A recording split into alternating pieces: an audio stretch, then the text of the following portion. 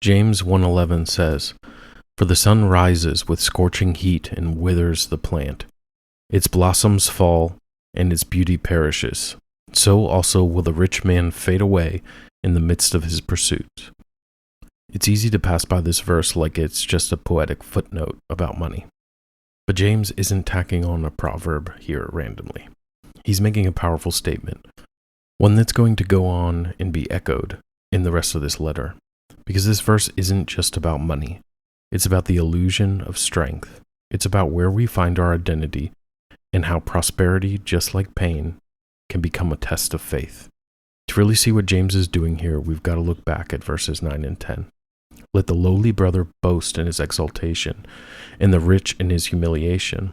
This is where James starts flipping the worldview on its head. In the Roman world, honor and status were everything. And even in ours, image, influence, affluence, they still shape how people treat us. In the first century, if you were poor, you were often forgotten or judged. If you were rich, you were seen as favored, respected, even godly. But James reframes everything. The lowly, they're lifted, not because their bank accounts changed, but because they've been raised with Christ. The rich, they're humbled, not as a punishment, but as a gift, because in following Jesus, they discover something better, that wealth doesn't define them, that real worth is found in being known by God. James isn't condemning the rich.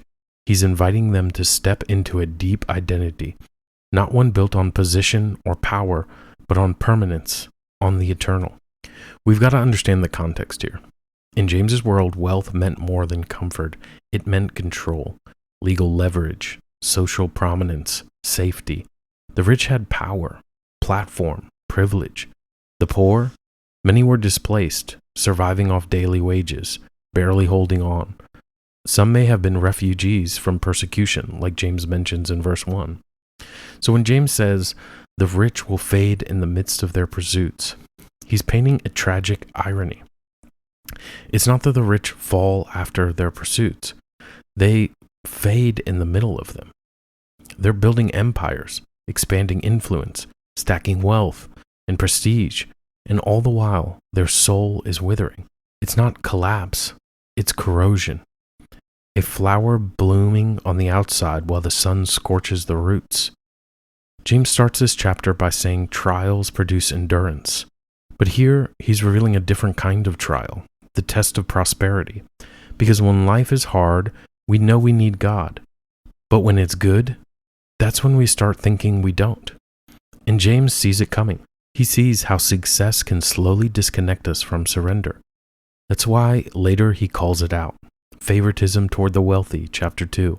Self-assured business plans that ignore God's will, chapter 4. Exploiting others to protect comfort, chapter 5.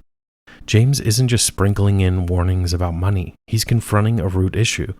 Where's your security? Where's your identity? Where is your loyalty? Because success can be more spiritually dangerous than suffering if it lulls you to sleep.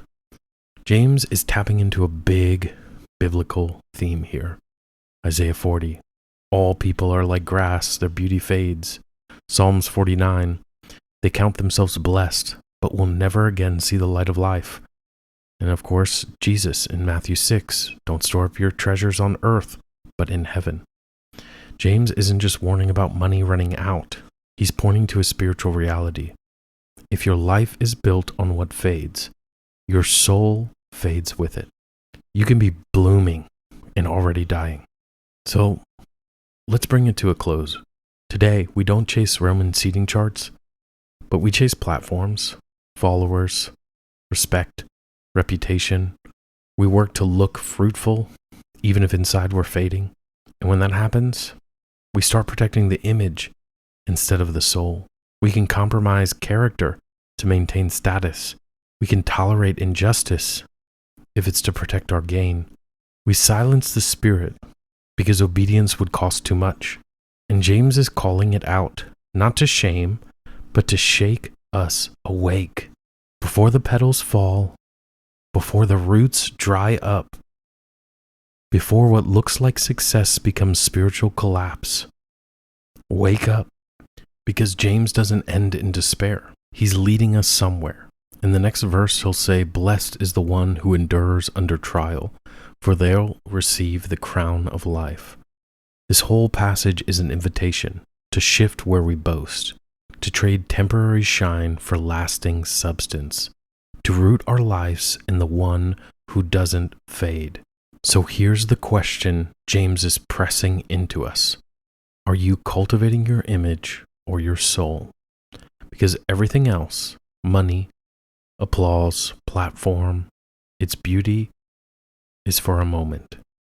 And only what's truly rooted will remain. And that's our identity in God.